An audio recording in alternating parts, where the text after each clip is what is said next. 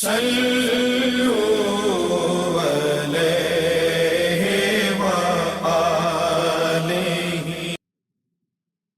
أما بعد فأعوذ بالله من الشيطان الرجيم. بسم الله الرحمن الرحيم. إنما يخشى الله من عباده العلماء. صدق الله مولانا العظيم. محترم حضرات، حصول برکت کے لیے قرآن مجید فرقان حمید کے آیت مقدسہ تلاوت کی گئی۔ قبل اس کے کہ کچھ عرض کیا جائے، اللہ تبارک و تعالیٰ سے دعا فرمائیں کہ وہ اپنے پیارے حبیب نبی کریم رؤوف رحیم علیہ افضل الصلاۃ و تسلیم کے صدقے اٹھائے مجھے حق کہنے کی توفیق عطا فرمائے۔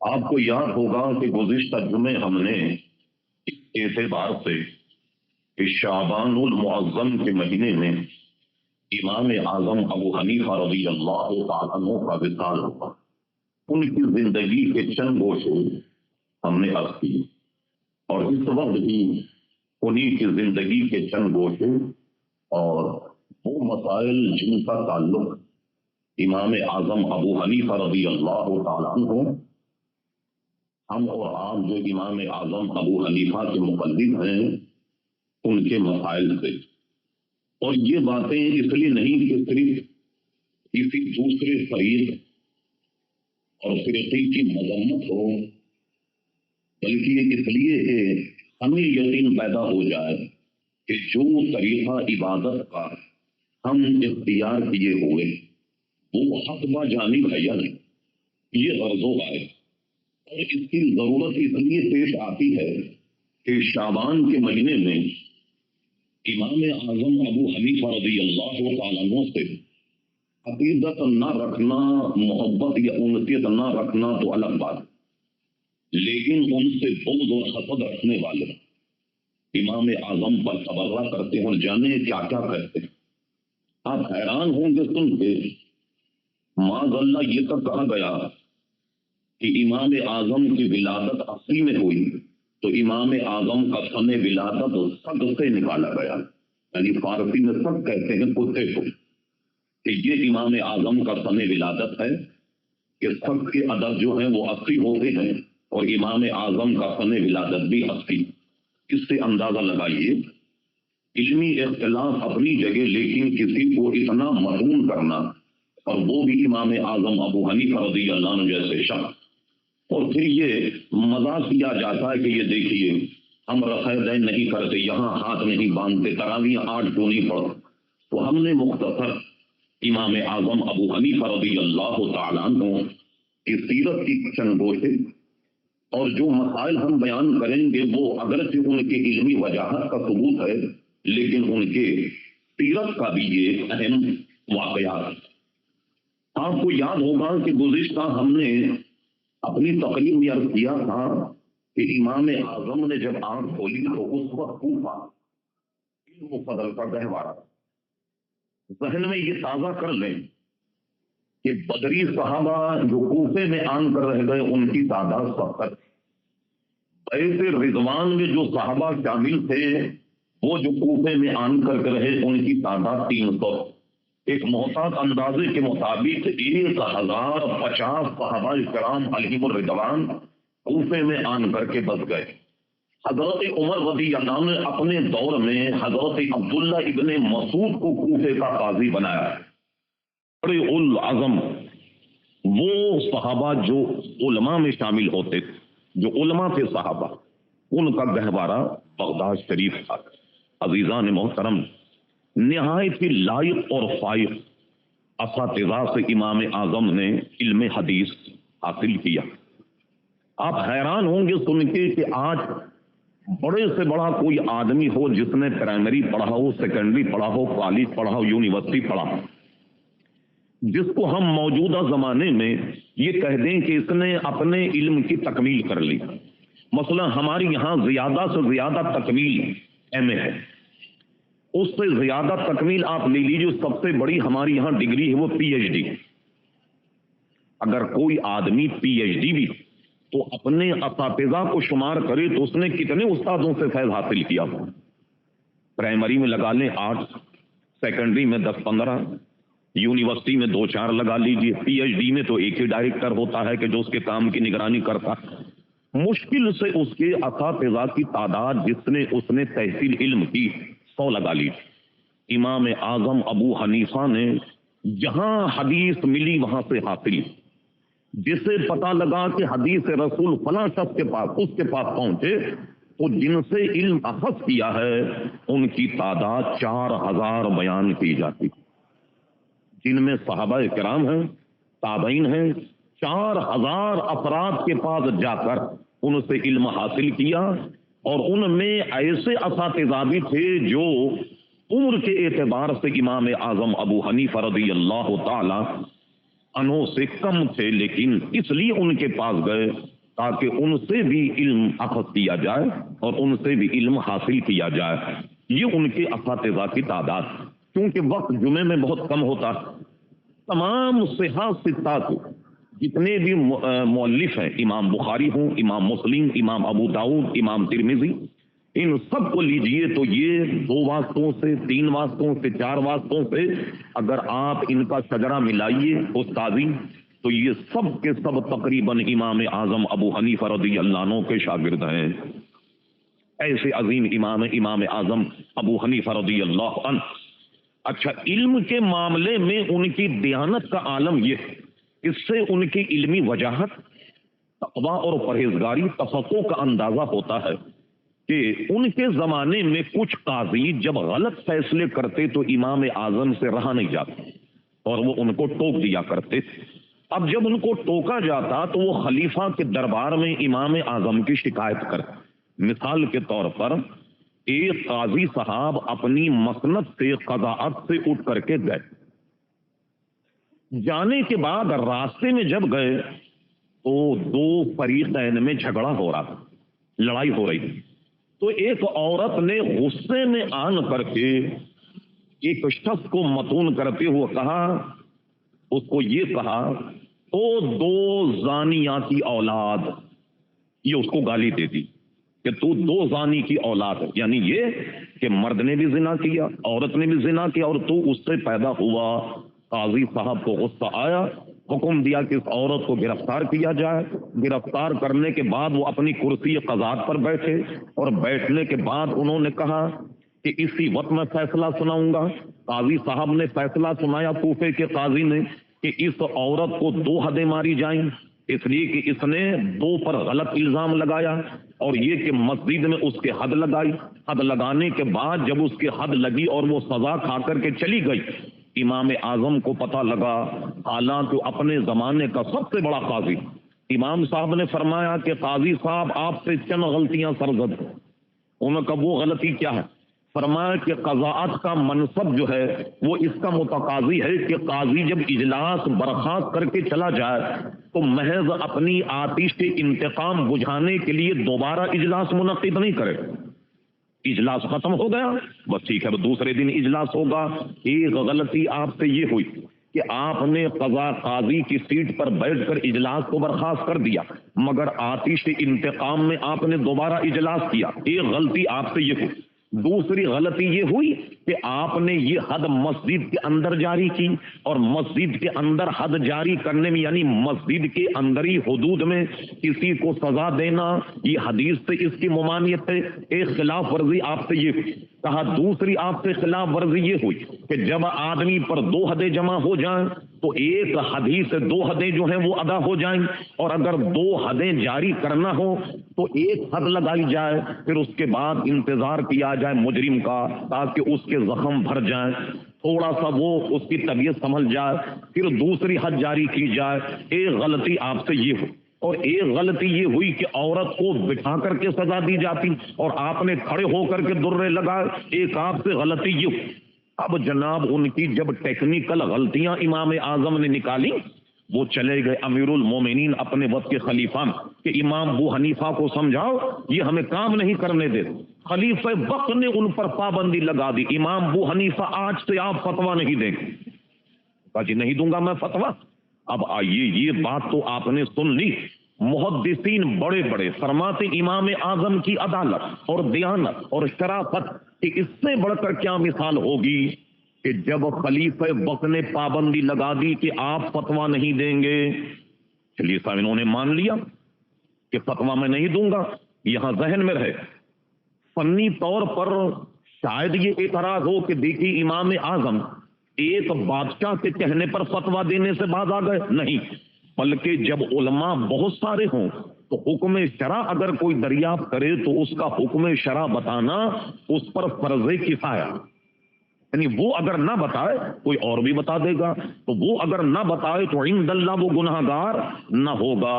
چونکہ فتویٰ دینا فرض کفایہ تھا، امام اعظم نے اس پابندی کو قبول کر لیا. جو بات ہے وہ بڑی عجیب و غریب، جس سے ان کی عدالت اور دیانت کا اندازہ لگائیے. ان کی سگی بیٹی بند کمرے میں گھر میں اپنے ابا سے روزے کے معاملے میں ایک مسئلہ پوچھنے آئی کہ ابا روزے میں اگر یہ خطا یا یہ غلطی ہو جائے تو اس کی سزا کیا ہے، کیا مسئلہ ہے؟ انہوں نے کہا بیٹی میں چونکہ وعدہ کر چکا ہوں امیر المومنین سے اور انہوں نے مجھ پہ پابندی لگا دی ہے کہ میں فتویٰ نہیں دوں گا، اس لیے تم ایسا کرو کہ اپنے بھائی سے فتویٰ لے لو. یعنی میرا ہی بیٹا جو عالم ہے اس سے حماد نام رکھا تھا انہوں نے اپنے استاد. کہا بیٹی تم ایسا کرو کہ اپنے بھائی حماد سے فتویٰ لے لو، میں نے اصل میں فتویٰ دینا چھوڑ دیا ہے اور مجھ پر پابندی عائد کر دی گئی ہے. یہ دیانت اور عدالت کی اس سے بڑھ کر کوئی مثال ہو سکتی ہے کہ جب سرکاری طور پر ان پر پابندی لگ گئی کہ آپ فتویٰ جاری نہ کریں گے، انہوں نے اپنی سگی بیٹی کو فتویٰ نہیں دیا. لیکن وہ علمی اعتبار سے اتنے قد آور کہ خود امیر المومنین کو ایک مرتبہ تمام علماء کے سامنے کسی مسئلے کو رکھا اور وہ مسئلہ حل نہیں ہوا تو نہایت شرمندگی کے عالم میں امام ابو حنیفہ سے رجوع کیا گیا کہ حضور یہ مسئلہ حل نہیں ہو رہا، لہذا آپ بتائیے. فرما مجھ پر تو پابندی ہے. تو امیر المومنین نے کہا کہ آج سے آپ پر پابندی ہٹائی جاتی ہے اور اب آپ مسئلہ بتائیے. تب امام اعظم ابو حنیفہ نے مسئلہ بتایا. اندازہ لگائیے جس کی دیانت عدالت و شرافت کا یہ عالم ہو وہ کیسا پائے کا امام ہوگا. ایک بڑا مختصر اندازہ. لوگ کہتے ہیں امام اعظم حدیثوں کو چھوڑ کر قیاس کرتے، یہ ان پر الزام لگتا. اگرچہ یہ روایت کئی طریقے سے، ایک میں یہ ہے کہ امام اوزاعی بھی اور امام جعفر صادق بھی ایک بہت بھرپور مکالمہ، لیکن ایک روایت یہ ہے کہ امام اعظم ابو حنیفہ نے حضرت امام جعفر صادق کی بھی صحبت پائی اور امام صادق کی بھی صحبت پائی. امام اعظم پر جب یہ مشہور ہوا کہ یہ اپنی عقل سے کام لیتے اور حدیثوں کو چھوڑ دیتے، یہ ایک مرتبہ امام جعفر صادق جو اہل بیت کے امام ہیں ان کے پاس گئے. انہوں نے مل کر کے کہا میں ہوں ابو حنیفہ کوفی. امام جعفر نے فرمایا اچھا تم ہو ابو حنیفہ کہ جس کے بارے میں یہ مشہور ہے کہ میرے نانا کی حدیثوں کو چھوڑ کر اپنی عقل سے فتویٰ دیتا، اپنے قیاس سے فتویٰ دیتا. انہوں نے فرمایا کہ یہ بات آپ کو کسی نے غلط بتائی، اب سنیے میری تفصیل، آپ بھی سنیے کہ جو امام نے استدلال کیا. فرمایا یہ بتائیے کہ کسی آدمی کا انتقال ہو جائے تو مرحوم کا مال جب تقسیم ہوتا ایک عام فارمولہ یہ ہے کہ جتنا مال ہے اس کے 8 حصے کیے جائیں، 8واں حصہ بیوہ کو ملے گا. اب رہ گئے 7 حصے. ان 7 حصوں کو کیا کریں گے؟ اس کے بیٹے اور بیٹیاں ان دونوں کو دیکھیں گے. ان بقیہ 7 حصوں کو اس طریقے سے تقسیم کریں گے کہ لڑکے کو 2 ملیں گے، لڑکی کو 1.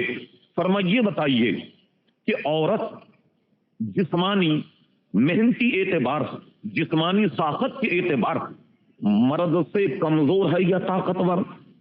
امام جعفر نے کہا عورت تو کمزور ہوتی ہے. فرمایا اگر میں تمہارے نانا کی حدیث پر عمل نہ کرتا، اپنی عقل سے فتویٰ دیتا تو عقل کا تقاضا تو یہ ہے کہ عورت کو 2 حصے دیے جائیں. مرد کو ایک حصہ دیا جائے، اس لیے کہ عورت کمزور ہے، مرد تو کہیں بھی محنت مشقت کر کے کما لے، لہذا اس کو تو ایک حصہ دیا جائے، عورت تو بہت کمزور، اس کو 2 حصے دیے جائیں۔ فرما عقل کا فتویٰ یہ ہے یا نہیں؟ جی بالکل یہ ہے، لیکن فرما میں عقل سے فتویٰ نہیں دیتا، بلکہ فتویٰ میں تمہارے نانا جان کے دستور کے مطابق یہ دیتا ہوں کہ عورت بوجود کمزوری وہ ایک حصہ پائے گی اور مرد بوجود قوی ہونے کے 2 حصے پائے گا۔ تو معلوم ہوا کہ میں فتویٰ شریعت کے مطابق دیتا ہوں۔ میں کہا یہ فتویٰ تو تمہارا صحیح۔ پھر امام صاحب نے فرمایا، امام جعفر صادق یہ بتائیے کہ روزہ افضل ہے یا نماز؟ کیونکہ روزہ تو سال میں 1 مہینے رکھا جاتا اور نماز ہر دن میں 5 پڑھی جاتی، تو امام جعفر صادق نے فرمایا کہ نماز افضل، روزہ افضل نہیں بلکہ نماز افضل ہے۔ فرمایا جب طے ہے کہ روزہ افضل نہیں بلکہ روزے سے نماز افضل ہے، تو اب دیکھیے کوئی عورت اگر حائضہ ہو جائے، اس کو ایام آ جائیں، ان ایام میں اگر روزے چھوٹ جائیں تو روزوں کی قضا کرے گی، عورت روزوں کی قضا کرے گی، اور نمازیں اگر چھوٹ جائیں ان ایام میں جو عورت کے دن ہیں، چاہے وہ 7 ہوں 8 ہوں 9 یا 10، ایام حیض جو ہیں یہ 10 سے زیادہ نہیں، اگر 10 کے بعد عورت کو خون آنے لگ جائے تو نماز معاف نہیں ہوگی بلکہ وہ اس کو نماز پڑھنی ہوگی۔ اس کی صورتیں فقہ کی کتابیں مختلف ہیں، یہاں اس کی گنجائش نہیں۔ فرمایا کہ وہ روزوں کی قضا کرے گی، نمازوں کی قضا نہیں۔ توجہ کیجیے ایک ایک مسئلے۔ فرمایا اگر میں عقل سے فتویٰ دیتا تو میں فتویٰ یہ دیتا کہ نماز افضل ہے، وہ نماز کی قضا کرے، روزوں کو چھوڑ دے، جبکہ میں آپ کے نانا کی شریعت کو سامنے رکھتے ہوئے فتویٰ یہ دیتا ہوں کہ وہ نماز کی قضا نہیں کرے گی بلکہ روزوں کی قضا کرے گی۔ انہوں نے کہا یہ مسئلہ بھی ٹھیک۔ فرمایا اچھا یہ بتائیے کہ جب آدمی چلتا ہے تو اس کے مٹی یہ پیر کے اوپر زیادہ لگتی ہے یا تلوے میں زیادہ لگتی؟ ظاہر ہے کہ جب آدمی چلتا ہے تو پیر کا جو نچلا حصہ ہے اس میں مٹی زیادہ لگتی اور پیر کے اوپر کا جو حصہ ہے اس پر مٹی کم لگتی۔ فرمایا اگر میں عقل سے فتویٰ دیتا تو میں یہ کہتا کہ جو آدمی وضو کرنے کے بعد چمڑے کا موزہ پہن لے، یہ بھی یاد رکھیں، چمڑے کے وہ موزے کہ جو ہمارے فقہا کے یہاں جو اس کی تعریف اس کے مطابق وضو کرنے کے فوراً بعد اگر پہن لیا جائے تو اب وہ جب دوبارہ وضو کرے تو دوبارہ وضو کرنے میں اب اس کو پیر نہیں دھونے ہوں گے بلکہ موزوں کے اوپر سے خالی مسح کرے گا۔ مگر کون سے موزوں پر؟ جو چمڑے کے موزے۔ لوگوں نے آج کل ہوا کے بندے بن گئے، نائلون کے موزے پر بھی مسح کرنا شروع کر دیا، اس لیے کہ ان کو حدیث میں صرف لفظ موزہ نظر آیا اور مسح نظر آیا قرآن میں، تو انہوں نے سوچا کہ کوئی بھی موزہ ہو انٹرنیشنل مسئلہ بن گیا کہ ہر موزے پہ مسح جائز ہو گیا۔ یہ غلط۔ چمڑے کا موزہ ہو، اور یہ اس لیے کہ چمڑے کا موزہ ہو تو گرد و غبار اندر نہیں جائے۔ غرض یہ بحث میں ہم نہیں پڑھتے۔ امام صاحب نے فرمایا کہ جب میں عقل سے فتویٰ دیتا تو عقل کا تقاضا تو یہ تھا کہ وضو کرنے کے بعد موزے کے نیچے سے مسح کیا جائے، اس لیے کہ مٹی تو نیچے لگتی، مگر میں عقل سے نہیں فتویٰ دیتا، میں تمہارے نانا کی شریعت کے مطابق فتویٰ دیتا ہوں کہ مسح جو ہے وہ موزے کے اوپر یعنی جو پیٹھ ہے پیر کی اس کے اوپر کیا جائے۔ جب یہ انہوں نے سنا تو امام اعظم کی پیشانی کو چوما اور فرمایا لوگ تمہارے بارے میں غلط کہتے تھے، لہذا تم جتنے فتوے دیتے ہو وہ بالکل شریعت کے مطابق اور ہمارے نانا نبی کریم صلی اللہ تعالی علیہ وسلم کے شریعت کے عین مطابق دیتے ہو۔ تو آپ نے دیکھا امام جعفر صادق نے تصدیق فرما لی۔ خود امام اعظم ابو حنیفہ فرماتے ہیں اگر میری ملاقات امام جعفر سے نہ ہوتی، میری ملاقات امام صادق سے نہ ہوتی تو فرمایا ابو حنیفہ ہلاک ہو گیا ہوتا۔ اب آئیے میں ضمناً عرض کروں گا جو آج کل شور فقہ جعفریہ اور کوشش کر رہے تھے لوگ کہ فقہ جعفریہ پورے پاکستان میں نافذ ہو۔ فقہ جعفریہ کے ماننے والے ہیں کتنے بھائی؟ فقہ جعفریہ نافذ کرو، یہ کتنے آدمی ہیں ماننے والے فقہ جعفریہ؟ فقہ جعفریہ لا رہے ہو تم پاکستان میں۔ فقہ جعفریہ کیا؟ حقیقت میں فقہ جعفریہ فقہ حنفیہ ہے۔ امام جعفر صادق کا کوئی فقہ اپنا مرتب نہیں ہے، یہ سب جھوٹ کے پلندرے ہیں جو لوگوں کے پاس۔ میں صرف ایک نمونہ بتاتا ہوں، امام اعظم کے فقہ پر ہنسنے والوں، فقہ جعفریہ کا ایک جزیہ، ارے بڑے بڑے حیادار دانت میں انگلی لے کر کے بیٹھ جائیں اگر ایک جزیہ میں بیان کر دوں۔ سنیے فقہ جعفریہ کا جزیہ، مٹکے میں پانی رکھا ہوا، توجہ فرمائی، مٹکے میں پانی، کتا اگر مٹکے سے پانی پیے تو پانی ناپاک ہو جائے گا۔ یہ تو بات سمجھ میں آ گئی، مٹکے میں سے کتا اگر پانی پیے تو پانی ناپاک ہو جائے گا۔ اور فقہ جعفریہ کا جزیہ یہ ہے کہ کتا اگر مٹکے میں پیشاب کر دے تو پانی پاک۔ ارے بھائی دلیل کیا ہے؟ دلیل یہ ہے کہ کتا اگر پانی پیے تو پانی کم ہوگا، اور کتا اگر مٹکے میں پیشاب کرے تو پانی بڑھے گا۔ سنیں صاحب، یہ ہے وہ دلیل، یہ ہے وہ فقہ کہ جو پاکستان میں لوگ لا کر امام اعظم پر پھپتیاں کرتے ہیں کہ امام اعظم کا فقہ تو یوں ہے۔ یہ تو ایک جزیہ میں نے فقہ جعفریہ کا آپ کے سامنے عرض کیا، لہذا میں عرض یہ کر رہا تھا کہ امام اعظم ابو حنیفہ امام جعفر صادق اور امام صادق کے ایک طرح سے تلمیذ ہیں، وہ فرماتے اگر ان سے میری ملاقات نہ ہوتی تو ابو حنیفہ ہلاک ہو گیا ہوتا، لہذا یہ امام اعظم ابو حنیفہ ہی کے فقہ کو فقہ جعفریہ کہا جائے گا، اور الگ سے کوئی ان کا فقہ جو ہے وہ نہیں ہے، یہ آپ کے ذہن میں رہے۔ اب آئیے امام اعظم ابو حنیفہ کے مسائل، اس کو علامہ امام رازی نے بھی نقل کیا، احناف نے بھی اس کو نقل کیا، مختلف تھوڑی بہت ترمیم کے ساتھ تقریباً سب نے نقل کر کے اس واقعی کی صحت پہ گفتگو کی۔ امام اعظم ابو حنیفہ ان کے متعلق مشہور ہے کہ آپ نے 50 حج کیے، 50 حج کیے۔ سب سے پہلا حج امام اعظم نے 16 برس کی عمر میں کیا، 16 برس کی عمر میں کیا، اور مکہ مکرمہ میں گئے، اور اس زمانے کے صحابہ اور بڑے بڑے علمی جو لوگ تھے ان سے آپ نے ملاقات کی، 50 حج امام اعظم نے کیے۔ کہتے ہیں کہ یہ مکالمہ حرم شریف میں ہوا۔ امام اوزاعی یہ اتنے قداور امام تھے جیسے امام اعظم ابو حنیفہ، امام مالک، امام شافعی۔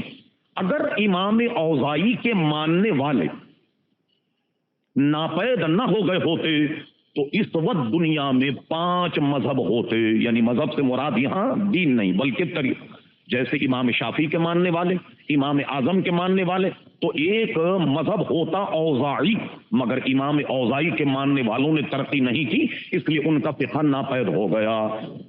وہ حرم میں بیٹھے ہوئے جب تعارف ہوا کہ یہ اوزاعی، اور انہیں یہ پتا چلا کہ یہ ابو حنیفہ، امام اوزاعی نے ان سے کہا مجھے بڑا تعجب ہوتا ہے عراق اور کوفے کے فقہا۔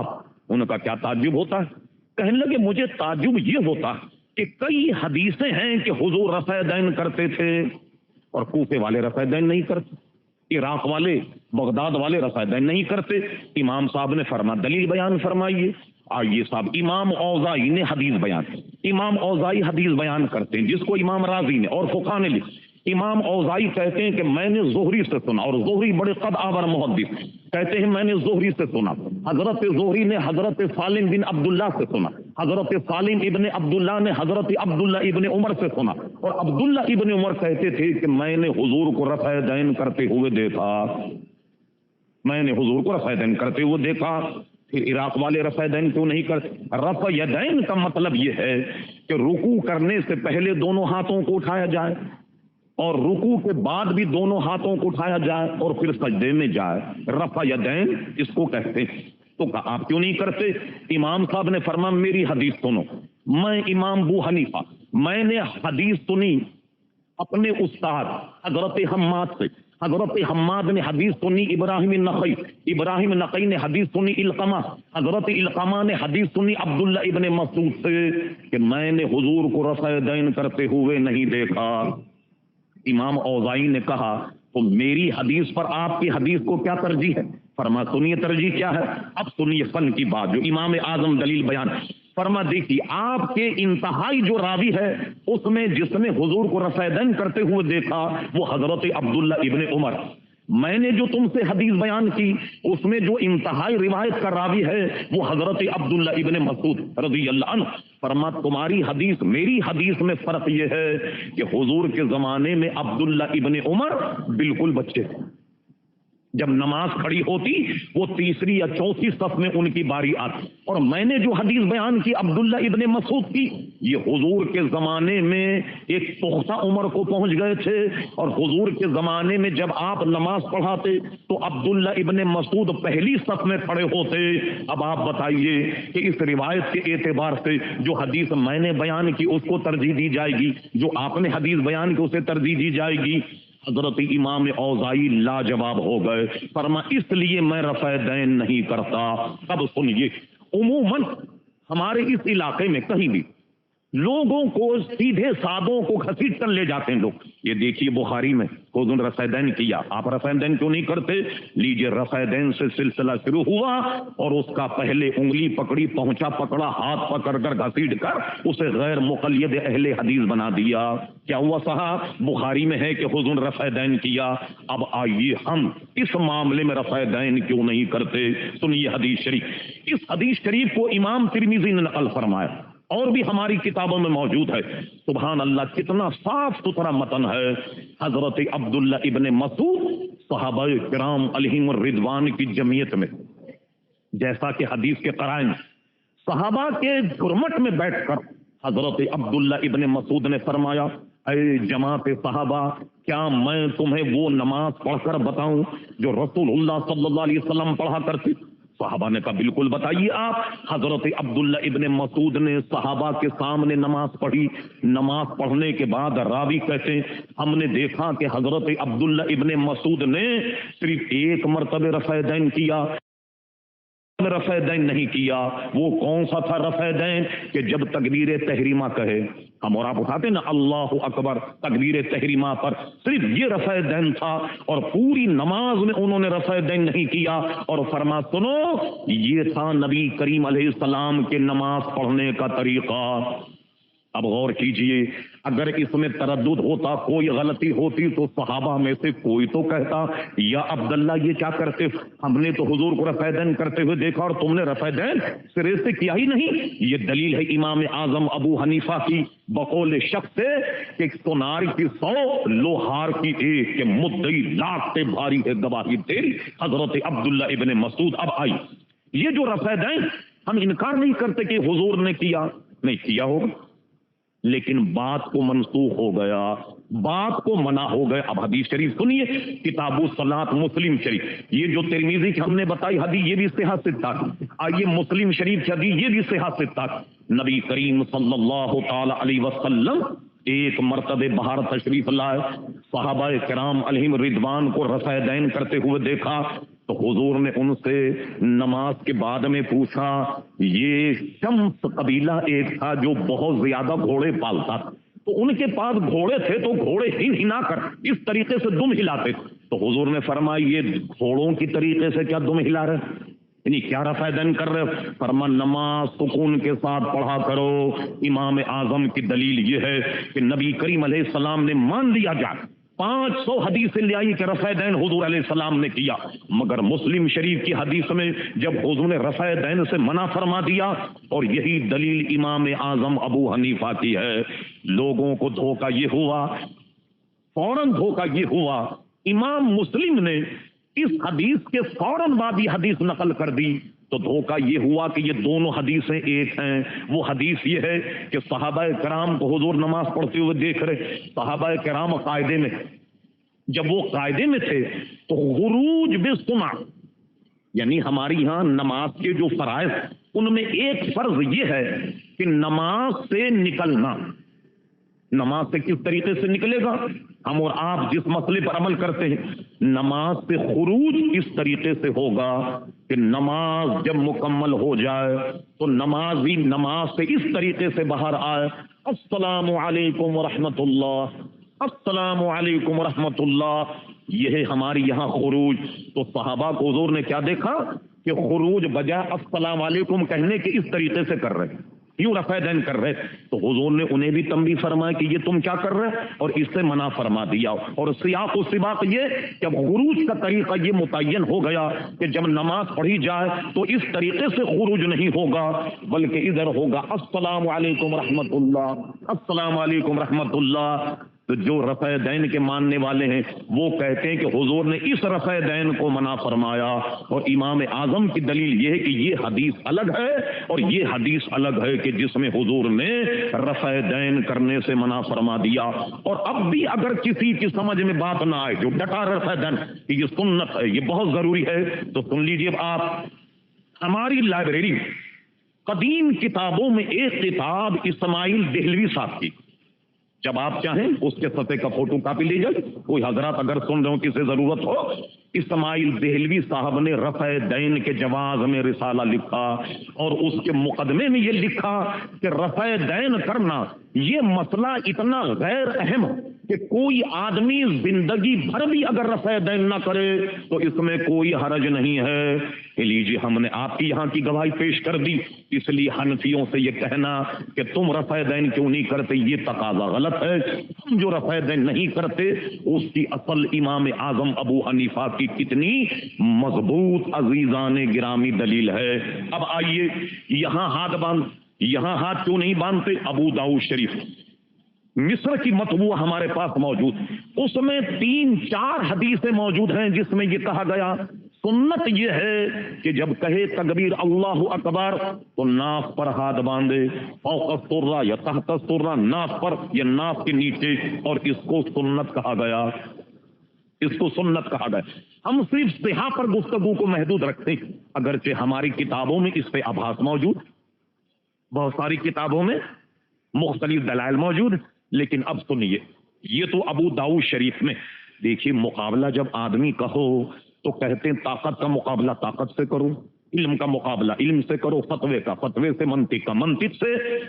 یہ علم کا مقابلہ لوگ کیسے کر رہے ہیں؟ یہ اتنے بھرے مجمع میں جس میں سینکڑوں آدمی میری تقریر کو سن رہے ہیں، اللہ اکبر، بددیانتی کی انتہا ہو گئی کہ کراچی کے اہل حدیث یہاں ہاتھ باندھنے والوں نے ابو داؤد شریف چھاپی، آپ لے آئیے نکال کر، ابھی لے آئیے، بازار کھلا ہوا، اس میں سے ناف پر ہاتھ باندھنے کی ساری حدیثیں کتاب سے نکال دی، کتاب ہی سے خارج کر دی۔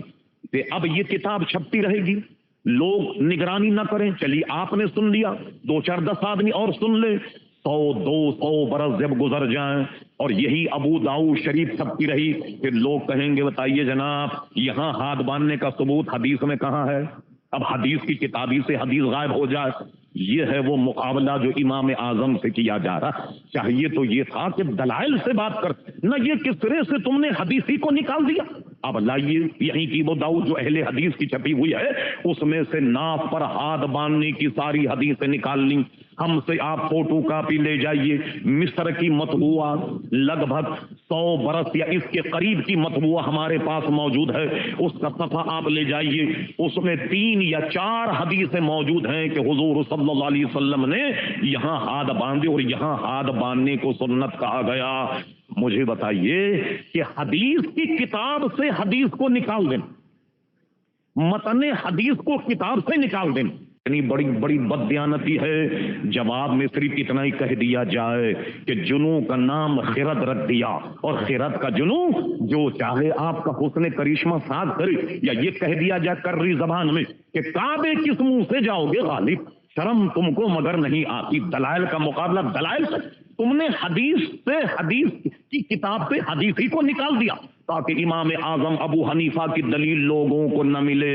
اب آخری میں آئیے، نفس اور ہوا پرستی کا عالم، دنیا کب سے تراویح پڑھتی چلی آئی، امام اعظم ابو حنیفہ کے دلائل اپنی جگہ کہ ہم اور آپ 20 تراویح پڑھتے ہیں، اور اس پر بے شمار دلائل موجود۔ لوگوں نے طریقہ وضع کیا، 8 تراویح پڑھی جائے، 8 تراویح پڑھی جائے، وتر 1 پڑھی جائے، یعنی دیکھیے کم کی طرف جا رہے ہیں، زائد کی طرف نہیں جا رہے ہیں، کم کی طرف جا رہے ہیں، تاکہ محنت جو ہے وہ کم سے کم، دلائل نہیں، ورنہ علماء نے بے شمار اس پر کلام کیا۔